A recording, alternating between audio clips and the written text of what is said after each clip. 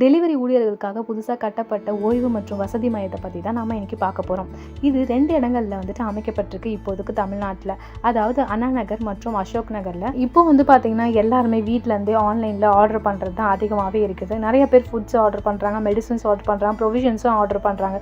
So இந்த மாதிரி பர்சன்ஸ்லாம் வெயிலில் மழையில் ரொம்பவே கஷ்டப்படுறாங்க சொல்லிட்டு நம்ம தமிழ்நாடு கவர்மெண்ட்டால் அமைக்கப்பட்ட இந்த 2 அமைப்பாக தான் இது இருக்குது. ஸோ இங்கே இருக்க மக்கள்கிட்ட நாங்கள் கேட்கும் போது அவங்க எல்லாருமே ரொம்ப ஹாப்பியாகவே வெயிலில் நாங்கள் வந்துட்டு அங்கங்கே மர நிழல் எங்கே கிடைக்குமோ அங்கே நாங்கள் உட்காந்து அமர்ந்து டெலிவரிக்காக வெயிட் பண்ணுவோம் அந்த ஜோனில் அப்படின்னு சொல்லியிருந்தாங்க.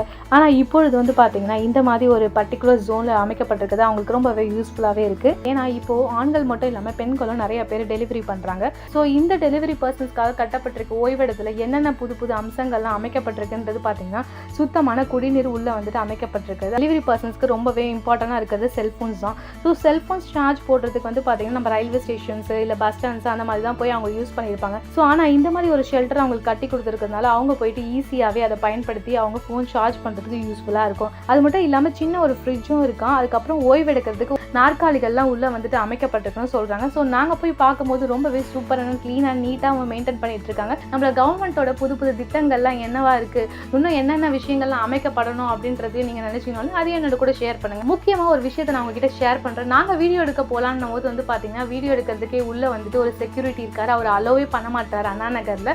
ஸோ நாங்கள் அவுட்டர் ஏரியாஸ்லாம் கவர் பண்ணிவிட்டு உள்ளே வந்து எங்களால் முடிஞ்ச அளவுக்கு சில டெலிவரி பர்சன்ஸ் வந்து ஹெல்ப் பண்ணாங்க. ஸோ அது மூலியமாக நாங்கள் எடுத்துகிட்டு வந்தோம்.